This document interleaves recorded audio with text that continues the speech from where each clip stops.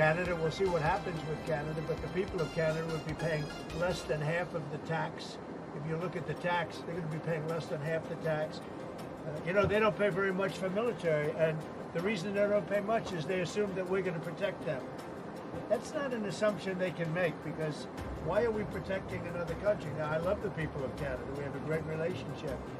But if they became our 51st state, it would be the greatest thing they could ever do. It would be unbelievable. It would be a cherished state. And think of how beautiful that country would be without that artificial line running right through it. Somebody drew it many years ago with a ruler, just a line. You look at how beautiful that is, wow, it would be very exciting. But if you look at Canada, it would be cherished as a 51st state. They don't pay their share of military in NATO. They pay very little for military. They're not protected at all. And the reason is they think we're going to protect them. The other thing is we subsidize them to the tune of about $200 billion a year. If we stop doing that, if we stop allowing them to make cars through tariffs and other things, cars, trucks, etc., what they make, they're not viable as a country. My message to President Trump is this: Canada will never be the 51st state, and not only that, the free ride is over. The era of liberal tax increases and anti-development policies that have driven $500 billion of our money south of the border is over. I will be cutting taxes, removing red tape, and unleashing free enterprise to bring home hundreds of billions of dollars of production and paychecks to this country. We will be a fierce free enterprise economy that delivers powerful paychecks to our people, that will allow anyone from anywhere to achieve anything, that guarantees that hard work gets you a powerful paycheck that buys affordable food and homes in safe neighborhoods. That is how we bring it home for Canada. That is how we put Canada first. Canada first, Canada last, Canada always. Let's bring it home. Oh Canada, did you hear that? Good evening. I'm Sal with Sal's World News. In a dramatic escalation of trade tensions, Canada and the European Union have announced sweeping retaliatory measures against the United States following President Donald Trump's latest tariff policies. The move is expected to send shockwaves through the U.S. auto industry, with supply chains hanging in the balance and billions of dollars at stake.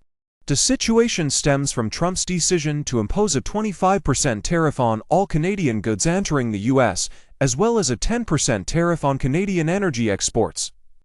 The administration justified the tariffs as a means of protecting American industry and addressing national security concerns. However, the announcement has sparked outrage from U.S. allies, with Canada and EU responding forcefully. Prime Minister Justin Trudeau wasted no time in condemning the tariffs, calling them an unjustified attack on Canada's sovereignty and economy. He announced a series of countermeasures, including targeted tariffs on key U.S. products such as Kentucky bourbon, Florida oranges, and American-made vehicles. Canada's response was designed to exert pressure on Republican strongholds, a tactic reminiscent of previous trade disputes under the Trump administration. "We are not looking for a trade war, but we will not be bullied," Trudeau stated in a press conference. "Canada has always stood for free and fair trade, and we will defend our industries and our workers." The Buy Canadian movement gains momentum in response to U.S. tariffs. Canadian consumers have launched a grassroots effort to support domestically made products. Online directories, such as Made in Canada, have seen a surge in traffic, with thousands of Canadians actively seeking alternatives to U.S. goods. Supermarkets, liquor stores, and online retailers are reporting record demand for Canadian-produced items, while some provinces have even pulled American alcoholic beverages from their shelves. "We need to stand with our country," said a Toronto shopper. "If we stop buying American, they'll feel it where it hurts." Amidst the U.S. trade dispute, Canada has turned to Europe to deepen economic ties. The Comprehensive Economic and Trade Agreement (CETA) between Canada and the EU has already bolstered trade relations, and recent discussions suggest an even stronger partnership could be on the horizon. Trudeau recently met with European Commission President Ursula von der Leyen to explore new trade agreements, with a particular focus on critical minerals and clean energy. We stand together as partners, as friends, and as allies, von der Leyen stated. Canada and the EU share a vision of free and fair trade, and we will continue to strengthen our economic cooperation. The retaliatory measures could have severe consequences for the U.S. auto sector, which relies heavily on Canadian parts and manufacturing. Industry analysts warned that tariffs and disrupted supply chains could lead to higher production costs, potential plant closures, and job losses in states like Michigan and Ohio.